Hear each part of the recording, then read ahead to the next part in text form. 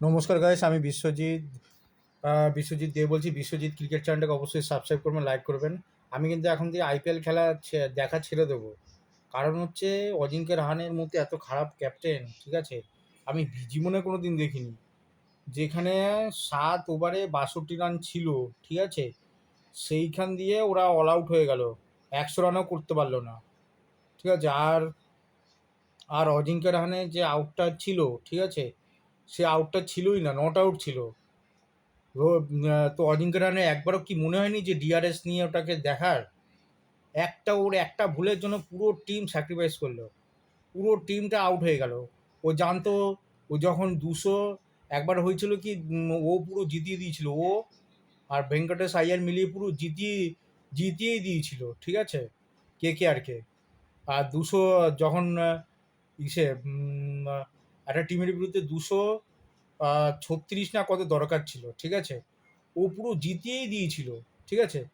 Last last 20-30 রানের মধ্যে 5-6টা wicket হারিয়ে পুরো ম্যাচ হেরে গেল, ঠিক আছে। তো অজিঙ্ক্য রাহানেকে আমি প্রথম দিকেই বলছি, অজিঙ্ক্য রাহানেকে ক্যাপ্টেন বানানো উচিত হয়নি, ঠিক আছে। Ajinkya Rahane as a player ঠিক আছে, কিন্তু ওকে ক্যাপ্টেন বানানো একদম উচিত হয়নি। তো আমি প্রথম থেকেই বলছি কেকেআর আর কোনোদিন আর প্লে অফে যেতেই পারবে না, ঠিক আছে। এইভাবে খেললে তো নাই। পরপর 2টো ম্যাচ এতদিনে কেকেআরের 10টা পয়েন্ট হয়ে যেত, সেখানে কেকেআর এখনও 6টা পয়েন্টেই আটকে রয়েছে, ঠিক আছে। কেকেআর লিস্ট টপার হয়ে যেত, ঠিক আছে। সেখানে জেতা ম্যাচগুলো হেরে গেল শুধুমাত্র ওই 30 রানের মাথায় 5 থেকে 6টা উইকেট আউট হয়ে যায়, ঠিক আছে। সেম হয়েছিল সেম হয়েছিল একটা টিমের বিরুদ্ধে, আর সেম হয়েছে পাঞ্জাবের বিরুদ্ধে। সেম কোলাপস হচ্ছে, ঠিক আছে। ওরা জিতিয়ে দিচ্ছে, অর্ধেকের বেশি 60% ওরা জিতিয়ে দিচ্ছে, ঠিক আছে। 60 কি 70% ওরা জিতিয়ে দিচ্ছে, ঠিক আছে। 70% রান টপ অর্ডার করে দিচ্ছে, ঠিক আছে, 2-3 উইকেটে ওরা করে দিচ্ছে। বাকি ওরা 5-6টা উইকেট ওরা 30-40 রানের মাথায় হারিয়ে পুরো ম্যাচ হেরে যাচ্ছে, ঠিক আছে। আর আমি প্রথম থেকেই বলেছি অজিঙ্ক্য রাহানেকে ক্যাপ্টেন বানানো উচিত না। ও ম্যাচ ভালো খেলছে ঠিকই, ঠিক আছে, ও ডিসিশন খুব খারাপ। আর নিজের একটা ডিআরএস নিয়েছে, ঠিক আছে, মানে নিজের ডিআরএসটা পর্যন্ত নিল না, যে টিমের স্বার্থে ডিআরএসটা আমি নিই, ঠিক আছে। এলবিডাব্লিউ আউট তো কে জানে কি হয়, ঠিক আছে। এলবিডাব্লিউ আউটে কোনো সময় 100% শিওর হতে নেই, ঠিক আছে। তো আমি প্রথম থেকেই বলছি অজিঙ্ক্য রাহানে ক্যাপ্টেন্সির জন্য হেরেছে, ঠিক আছে। এই পুরো ইজি জেতা ম্যাচ, ঠিক আছে, শুধু ক্যাপ্টেন্সির জন্য হারছে, ঠিক আছে। কাকে কোন পজিশনে নামাতে হবে এটা বুঝতে পারছে না ও। এটা গৌতম গম্ভীর খুব ভালো করতে পারতো, শ্রেয়াস আইয়ার খুব ভালো করতে পারতো, কাকে কোন পজিশনে নামানো, ঠিক আছে, এটা খুব ভালো বুঝতে পারতো। এই পজিশন, প্লেয়ারের পজিশন, কোন কোন পজিশনে কাকে নামানো দরকার সেটা করছে না।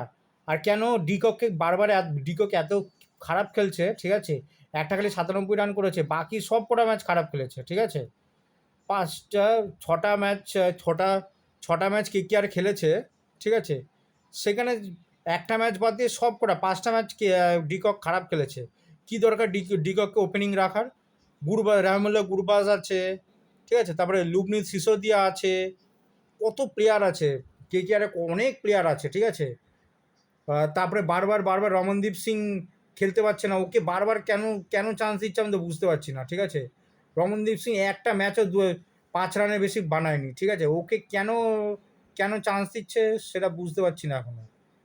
তারপরে এই যে প্লেয়ারগুলো একদম কিচ্ছু খেলতে পারছে না, ঠিক আছে, সেই প্লেয়ারগুলোকে বারবার চান্স দিচ্ছে। আর ফিল সল্ট, কেকেআরের সব থেকে বড় ভুল হয়েছে ফিল সল্টকে ছেড়ে দেওয়া, ঠিক আছে।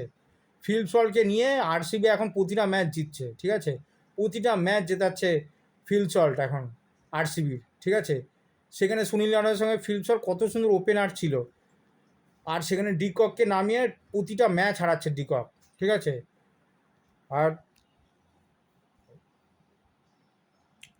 কি বলবো, আর ফিল্ড সল্টকে আর নেওয়া দরকার ছিল, ঠিক আছে। ফিল্ড সল্টকে মিনিমাম 15 কোটি টাকা অবধি বিড করা উচিত ছিল। ভেঙ্কটেশ আয়ার তো পুরো হারিয়ে দিল এই কেকেআরকে, পুরো মানে সে কেকেআরকে পুরো হারিয়েই ছাড়লো, ঠিক আছে। আর আর কি বলবো, অজিঙ্ক্য রাহানে যবে থেকে ক্যাপ্টেন হয়েছে কেকেআর হারা তবে থেকেই নিশ্চিত হয়ে গেছে। তো আজকে এই পর্যন্তই। বাকি ভিডিওটা আমরা নতুন নতুন ভিডিও বানাবো আপনাদের জন্য। সাবস্ক্রাইব করবেন এবং লাইক করবেন বিশ্বজিৎ ক্রিকেট চ্যানেলটাকে। ধন্যবাদ।